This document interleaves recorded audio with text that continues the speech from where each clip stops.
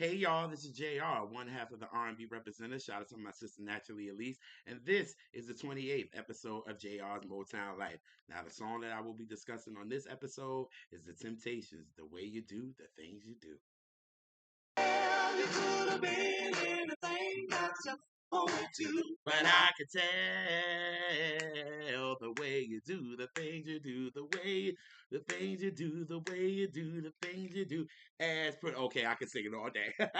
But y'all, this song was released on January 23rd, 1964. It was number one on the R&B charts, and then it's number 11 on the pop charts. This song was written by Smokey Robinson and Bobby Rogers of the Miracles, and it was produced by Smokey Robinson. Now, this is the breakout song for the Temptations, and it took a while for the Temptations to get this. So, y'all, I'm gonna give y'all all the info, give y'all all behind the scenes on how this song came about. So, let's get this started. So, the Temptations signed with Motown in 1961.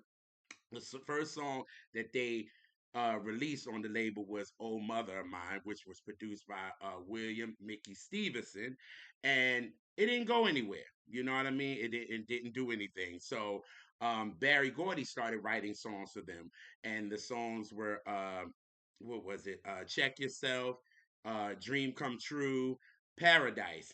Those songs didn't do anything. So Smokey Robinson came into the mix, and the first song that he wrote for them was "I Want a Love That I Can See," was actually is my favorite Temptations record, and he that didn't do anything. So then "Forever My Love," yes, and that was um written by Barry Gordy, but the song was produced by Smokey.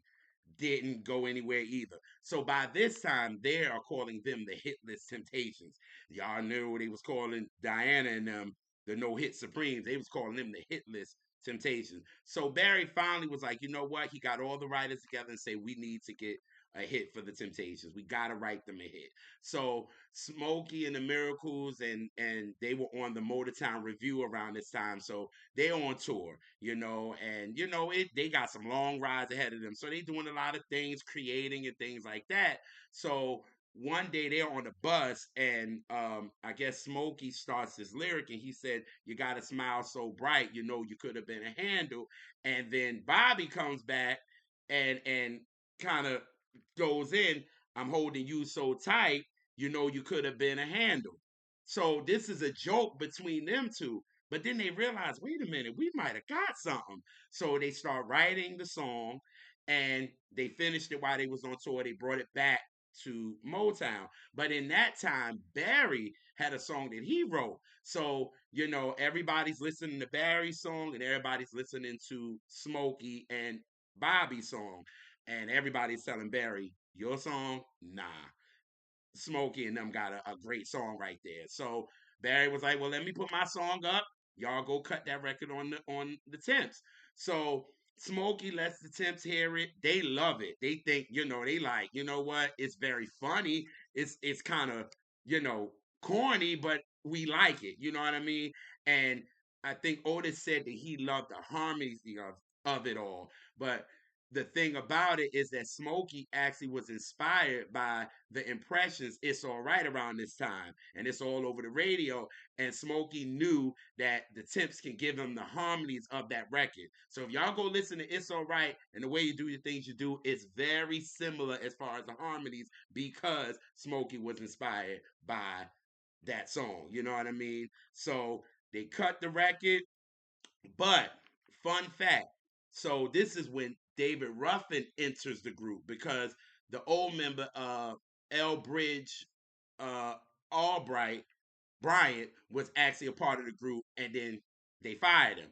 So by this time, the Temptations was starting on their album "Meet the Temptations," and the way you do the things you do was actually the last song that they recorded, but L Bridge was gone. So David comes in, and David is actually singing background on this song. But if y'all get Meet the Temptations, all those other songs, David's not on, but he's on the way you do the things you do. So they cut the record, they release the record, and they actually go out on the next tour.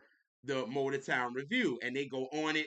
They do this record. The crowd loves it, so they thinking that they got a hit. They like, oh, this feels like a hit. The Temps is like, we got one. And when they came back to Detroit, they actually realized that they had a hit, and that was it. The breakthrough that they needed, and we have the legendary career of the Temptations. Amazing, right? But y'all, there was so many people that covered it. It was actually over like 25 covers, but the ones that I love was the UB 40 version that they did in 89.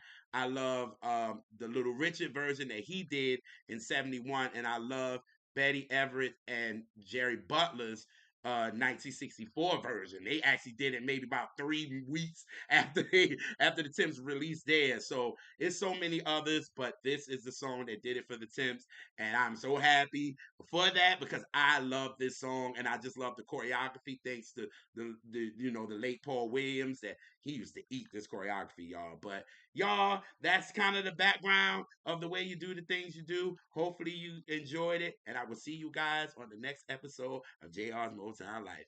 Peace.